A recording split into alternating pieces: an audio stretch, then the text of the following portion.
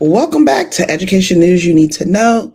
I'm your host, Francesca Warren, and today we are talking about all things education and about actually what's happening not only in the classrooms, but also what's happening around the world. Now, before we do anything, before we have a good time, I want you to leave where you are watching from in the comments. We had a lot of people inbox us and tell us to come on in. And when are you guys gonna? I thought you were gonna film last night. We had a lot of things going on, and so we are here. So leave where you are calling from in the chat so that we can get to you and for us to go ahead and get our news going out today. Now, we have a lot of things to talk about. And before we talk about those things, I want to tell you a crazy story that is coming out of um, South Carolina. So if you follow our daily shorts, our daily small, um, our daily news gatherings that we have, you know that there is a legislator out of South Carolina who is hell bent on defunding Clemson University. That's right, Clemson University. And we have been covering it for a while, but there has been repeated calls from inside the Capitol in South Carolina to defund one of their flagship universities. Why did you say? Did they do something horrible? Did they, not give kids diplomas? Is it a horrible learning environment? No, they did not release a statement on Charlie Kirk. And so we have been covering this call. It has been all the news in South Carolina, and it's really just a small coalition of legislators that are calling for this, but we will keep you guys abreasted so that you can shake your head just like we did when we heard about the news.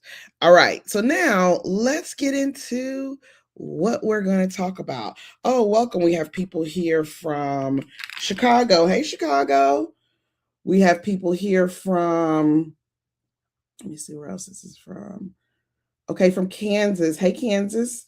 Nice to see you guys. Good morning. Good morning. Good morning. Good morning. I don't have my coffee this morning. So if you're looking for me to have my coffee and to do all those things, no, no, no, no. I am very much drinking my water this morning.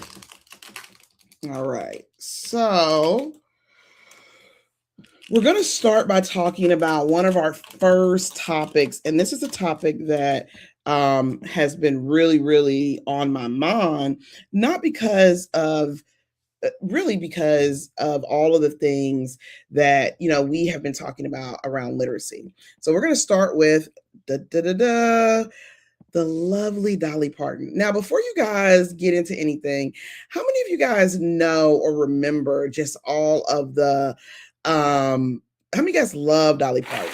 I love her. I love her. We love Dolly Parton, but this is a story that is coming out of Missouri. And Dolly Parton, if you didn't know, Dolly Parton is a legend herself. She's 80 years old, and Dolly Parton has spent the last 3 decades on a mission that has nothing to do with her singing, right? It's dealing with kids, teaching kids how to learn, how to read. And she has an imagination library. And in the imagination library, the backstory is really the heart of it. Dolly's father grew up poor and never got the chance to learn how to read. So this whole effort is rooted in something deeply personal for her.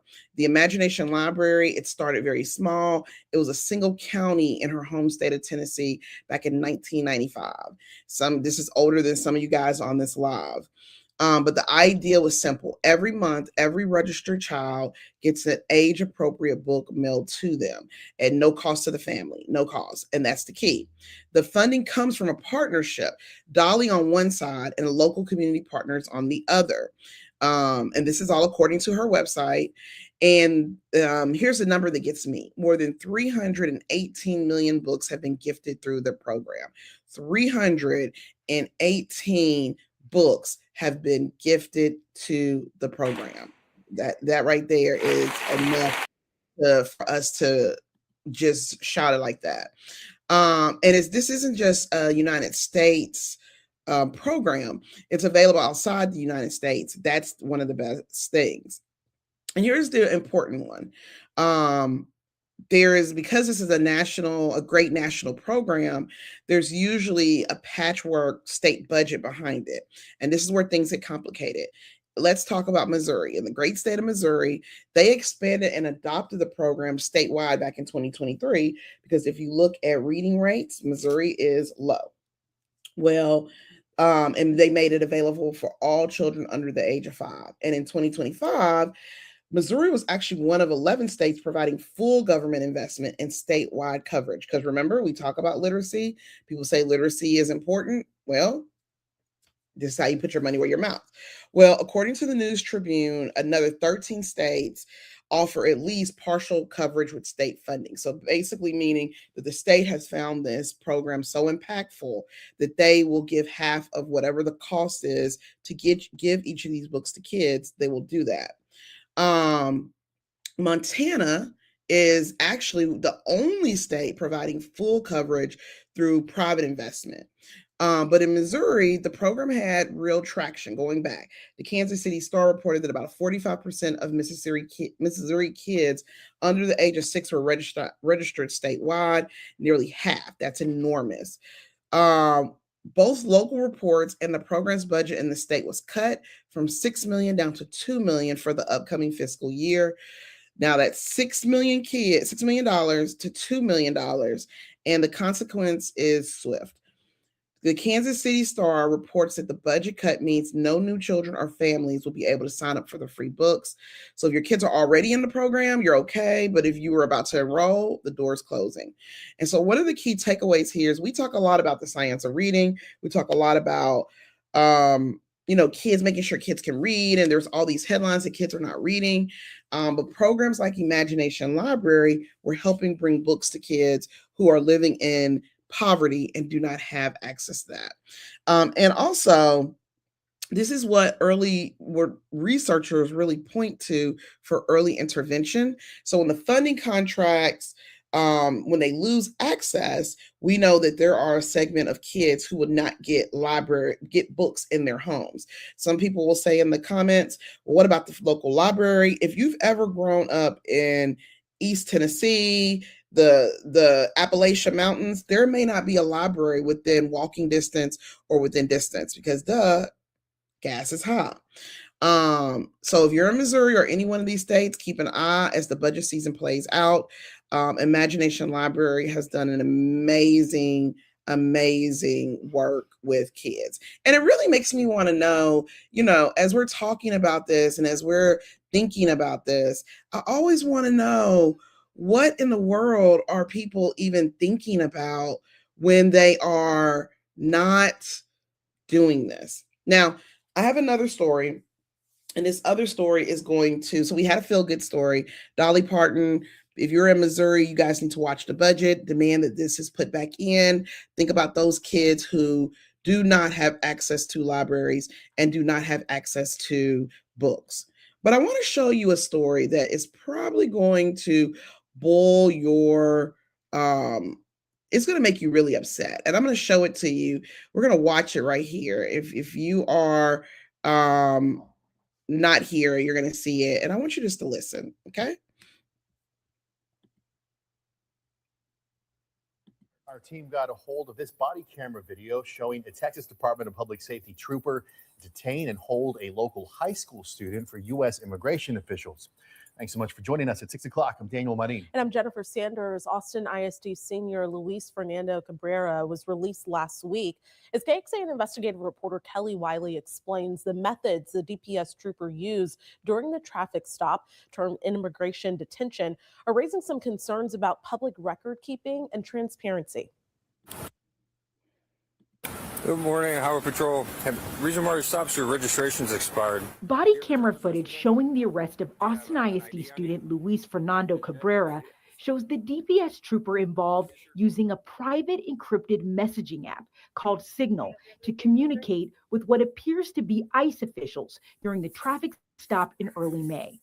The app allows users to set a timer to automatically delete messages as soon as 30 seconds after they're seen. Do you have a government issued ID? Your school ID? Video shows the trooper first tells the teen he's going to issue him a ticket for driving without a license. All right. Where are you from? Mexico. What's that? Mexico. Mexico. Okay. Okay, be right back with that citation. Okay, that ticket. When the trooper got back into his vehicle, the video then shows he opened up the Signal app, sent a photo of Cabrera's ID, and later received a message that said detain. The trooper sent his location and moments later arrests Cabrera. So I talked to ICE and it's So we have seen this video, and if you are, for those of you who just hopped on, this is a video of a high school senior. He is stopped in Texas. It's coming right outside Austin, Texas. And on May 1st, a Texas Department Public Safety trooper pulled over 18-year-old Luis Fernandez Cabrera Chavara. He's a high school senior. He plays soccer, varsity soccer, in the Austin Independent School District. The reason for the stop is that his registration, however, which was expired vehicle tags. No call, no file on that. But according to the footage, the trooper at first told he was getting a ticket for driving without a license. Then the teen says, well, the only ID that I had was a school identification card. And that is where it gets scrutiny. The video cam from the state trooper shows the state trooper going into Signal. And if you've ever seen Signal, the app, it's basically where people can communicate and not be traced. And what he does is they send a picture of the little boys, the teenagers' school ID. He sends it to ICE. ICE says detain. Within minutes, an ICE agent arrives on scene, and he is detained at the Karnes County Immigration and Processing Center. He was eventually released last week, and this is where this all made national news, because this was right ahead of his high school graduation. He was going to miss it. So Congressman Greg Caesar, he's a Democrat from Austin, publicly had to call for his release. So one of the arguments, and one of the things that law enforcement share agencies, right? They share information all the time. However, you don't share information through Signal. Signal is not something that is a state sanction for you to be able to share information through that. And so when we're talking about it, and the video footage was obtained by XAN, which is a news station out of Austin, the questions around transparency and process, and the practical conversation this uses about data, about the use of students' data, and where we value. I want to say that the student, it never says in the story, and from our research, if the student was here illegally or not. But one of the things is this is no different than a school police officer using Signal to send your child's ID and somebody from outside of the school coming to get the child. So I am totally against this. I think this is a gross misconduct. I think that had this been an ICE stop, yes, that's their jurisdiction. But when you are a police officer and you tell the child you're going to give them a ticket because their registration is gone, but then you arrest them, you call ICE on the scene to arrest them, that is a problem. So let us know in the comments. What do you think about that? Now, I got to get into our next story. This story is wild. This is about a superintendent in Des Moines, Iowa. And we're keeping with our theme around ICE, but this right here is the case of Ian Roberts. He was a superintendent of Iowa's largest school district, Des Moines Public Schools, and they serve about 30,000 students.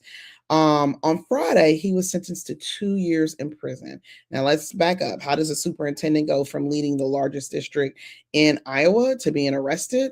Well, last year he was arrested amid Trump's administration's immigration crackdown. In January, he pled guilty to falsely claiming to be a U.S. citizen to illegally possess a firearm. The prosecution alleged that Roberts knowingly lacked employment authorization for nearly his 2-year decade in urban education.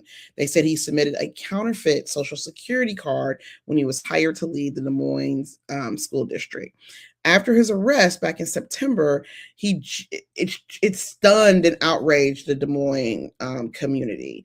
This was happening as there were mass deportations happening all around the country. And to back up even a little bit further, Roberts had been subject to a final removal order in 2024. But the courtroom, when you see it from last Friday, was striking. He had his wrists and his feet cuffed. And he spoke to the judge, which was U.S. District Judge Rebecca Goodgamer Ebinger, for nearly an hour. He pleaded for leniency and he didn't try to minimize it. He said he acknowledged his dedication to teaching thousands of students and his achievements. They did not excuse his poor choice and his ethical lapse. And he said he knew he had disappointed people, including children, and he wiped away tears. This was really sad. And he gave the judge a letter from a Des Moines second grader, and he said, "I regret what I've done every single day."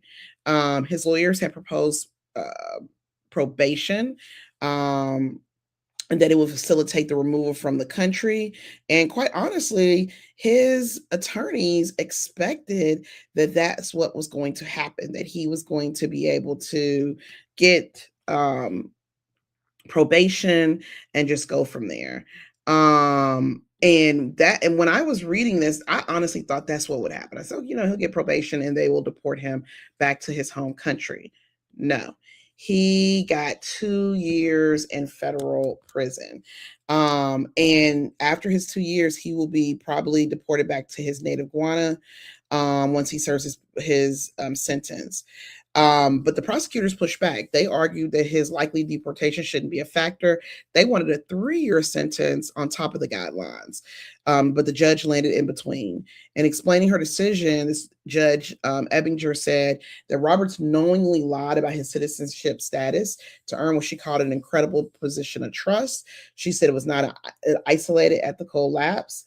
And she did note there were dozens of letters submitted on his behalf, and she called them powerful and mitigating, but she ultimately said probation simply wasn't a sufficient sentence. And this is another layer for this story. People don't know this, but the Des Moines Public School last month revised its conflict of interest policy after an audit found that Roberts had awarded district business to a consulting firm connected to a colleague he worked for years. The Associated Press had already talked about this. And then some of the details of when Roberts was arrested, he was in his school issued vehicle when ICE stopped him in late September.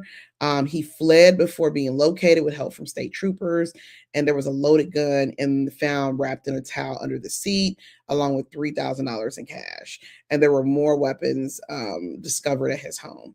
So as we look at this, this is really so I know you guys have seen the headlines. Do I think 2 years is too long? Considering all these facts, not really. However, and he lied about, his immigration, but I also have to wonder about, we just saw the case in Florida where the young teenager is accused of killing his sister and he gets to go home after killing someone to await trial. So this is sad. And he did it. No one can take away that he did really, really good work for his students. But he built a career on a falsehood. And another caveat to this is that he had married an American citizen, but apparently it wasn't enough, because when he did his paperwork, he said that he didn't disclose his prior arrest on the application. So this is a really, really interesting case. This is going to, I'm sure he will get out. He'll do about 80% and he'll get out and he will be deported back. It makes me wonder around what is going to happen after he gets back to his home state. Hopefully he uses all of the training that he got here to help improve educational outcomes in his home country. Now, we've talked about Dolly Parton. We went from Missouri to Des Moines, Iowa, guess where now we're going? We are going to go to dun, da, da, da, Houston. Let's take a second and let's think about Houston. Houston is, I love Houston. Houston's one of my favorite cities because Houston is a metropolitan and they have a lot of great things happening. But if you must be living under a rock, if you have not heard about the state takeovers that have been happening in Houston Independent School District, how there was a teacher who was going to be who was brought up in front of the board and ultimately lost their jobs, who's now running for state legislator because she accused the Houston School District of not honoring IEPs. But this is a case we've been tracking, and this is about nearly 2 years ago, 5 Houston educators and testing administrators were accused of what prosecutors described as an organized crime ring. Do I believe this? Let's keep going. So, one that allegedly helped teachers cheat their way to state certification, for teacher certification. This tells you how serious prosecutors are taking this. Well, there's an update. Harris County prosecutors have now amended their charges against 4 of the alleged conspirators and entirely dropped their case against the 5th. So on Wednesday, a Harris County grand jury re-indicted against 4 people: Vincent Grayson, Nicholas Newton, Tawana Guilford Mason, and Darian Nicole Wilhite. Reindictments, meaning that this case isn't going away for those 4. It's been reframed. And the 5th person, though, is now out of it entirely. We don't know why the charges were amended or why the 5th case was dropped, but I'm pretty sure it was evidence. I'm pretty sure that they probably overcharged them. And after looking at the evidence and going through the rigmarole for the last 2 years, they realized they would not be able to prove a case against these educators. For those of you who don't know, your certification, in order for you to teach a certain subject, math, science, social studies, PE, drama, art, you have to take a certification test. You have to pass that test. I took my certification test 2 decades ago. And I had to know about things with Shakespeare and I had to know certain things.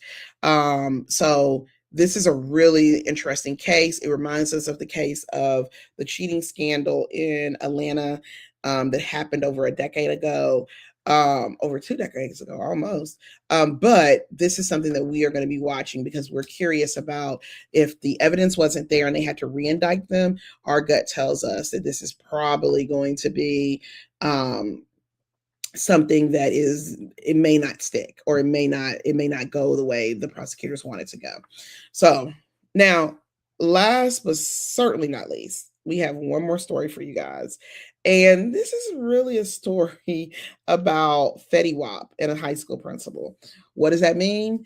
Well, in Florida, it's always Florida where we get the most insane stories. Trout Creek Academy. This is where it happened at. There was a yearbook page. If you look on the comments right here to your left, this is your principal, Miss O'Connell. And in the yearbook at this high school, there is a page that says, "Everybody hating, we just call them fans though." And it's attributed to the principal. Now, where's this quote from? This quote is from rapper Fetty Wap, who just got out of federal prison. Now, the principal was put on leave. She's likely going to lose her job. But the caveat is that she said she never said that and she never approved that page.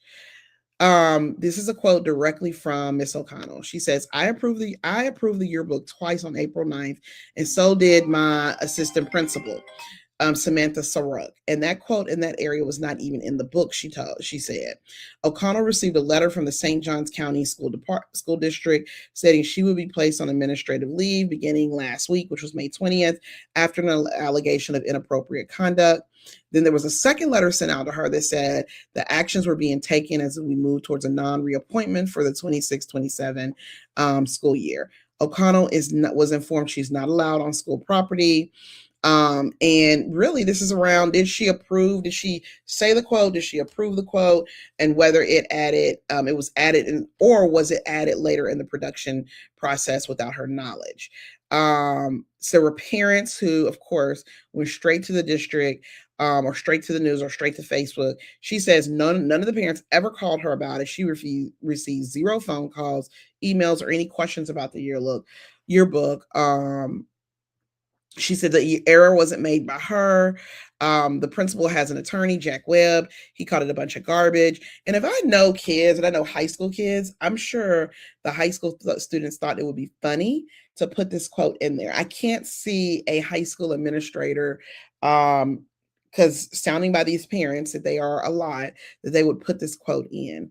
My question becomes, though, no one complained, nobody said anything to this principal, and instead they just got put on leave. How unfair is that? That's like you not saying anything to a kid and you just saying you're suspended based on allegations.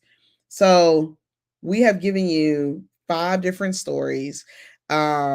And all of these stories, they're, even though they're very different, we have a literacy program, we have a traffic stop, we have a sentencing certification, and then a Fetty Wap lyric.